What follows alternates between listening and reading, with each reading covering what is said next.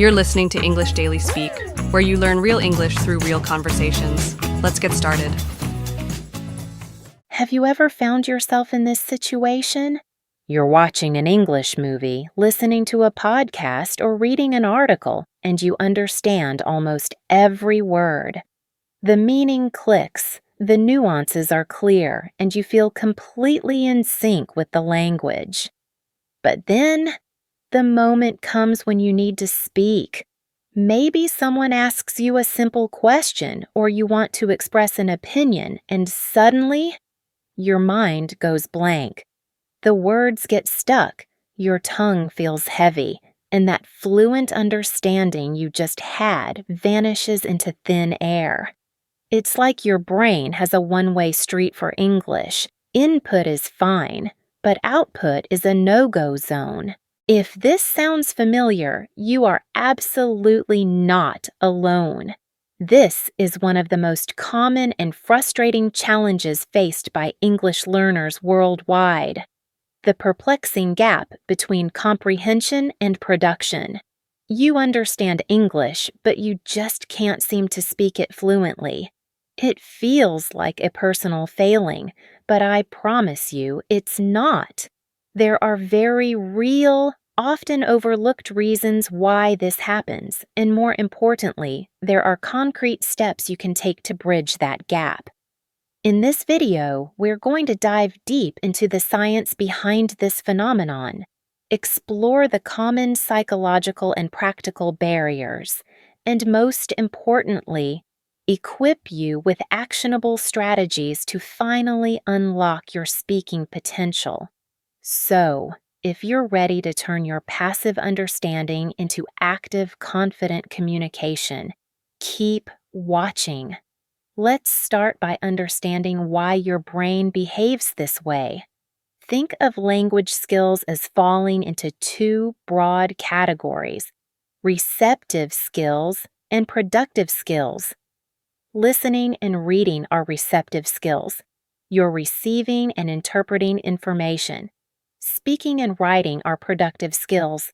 You're actively generating language. The key difference here is the cognitive load and the neural pathways involved. When you listen, your brain is primarily engaged in decoding. It's matching sounds to known words, piecing together grammar patterns you've already encountered, and constructing meaning. This is a recognition process. Your brain is a super efficient pattern matcher, and with enough exposure, it becomes incredibly good at recognizing English patterns, even if you don't consciously know all the grammar rules.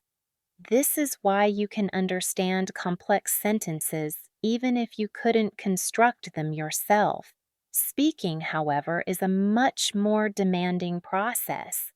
It's not just about recognition, it's about retrieval and construction. Your brain has to 1. Formulate a thought. What do I want to say? 2. Access vocabulary. Find the right words from your mental lexicon. 3. Apply grammar rules. Arrange those words into grammatically correct sentences, often in real time without conscious effort. Pronounce correctly. Coordinate your mouth, tongue, and vocal cords to produce the sounds. 5. Manage intonation and rhythm. Make it sound natural. This is why we often talk about input and output in language learning. You might have a vast amount of input, hours of listening, years of reading, but if you haven't actively engaged in the output process, those neural pathways for speaking remain underdeveloped. It's like having a huge library of books, input, but never having practiced writing your own stories, output. You know what good writing looks like, but the act of creating it is a different skill altogether.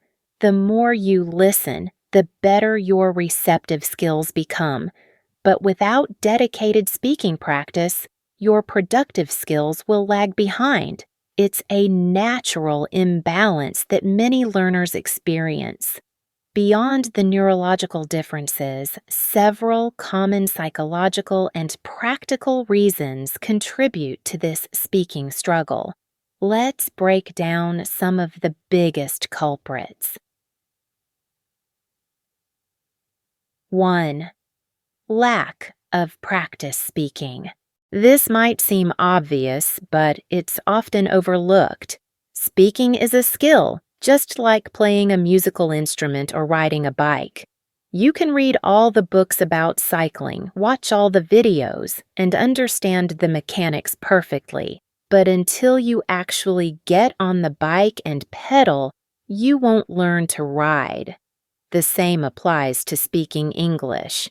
Many learners prioritize grammar exercises, vocabulary lists, and listening comprehension, which are all vital, but they don't dedicate enough time to actual spoken practice. Your muscles of articulation, your brain's ability to retrieve words quickly, and your confidence in real-time communication only develop through consistent, active use. 2. Fear of making mistakes and perfectionism. This is perhaps the most significant barrier for many. The fear of making mistakes can be paralyzing. We worry about mispronouncing words, using incorrect grammar, or simply sounding foolish. This often stems from a desire for perfectionism. We want to speak flawlessly, just like the native speakers we hear. But here's the truth. Every language learner, including native speakers learning their first language, makes mistakes. Mistakes are not failures. They are essential stepping stones in the learning process. They provide valuable feedback that helps your brain refine its understanding and production. Waiting until you're perfect to speak means you'll never start. 3. Limited vocabulary for expression. You might understand a wide range of vocabulary when you hear or read it, but your active vocabulary, the words you can readily recall and use in conversation, might be much smaller. This is a common phenomenon. We often have a much larger passive vocabulary than an active one. When speaking, you need to quickly access the right words to express your thoughts. If those words aren't immediately available, you hesitate, stumble, or resort to simpler, less precise language, which can feel frustrating and lead to silence. 4. Grammar anxiety. Similar to vocabulary, you might understand complex grammatical structures when you encounter them, but the pressure of applying them correctly in real time can be overwhelming. You might be constantly self-correcting or overthinking every sentence before you even utter it. This cognitive overload slows down your speech and can make you reluctant to speak at all.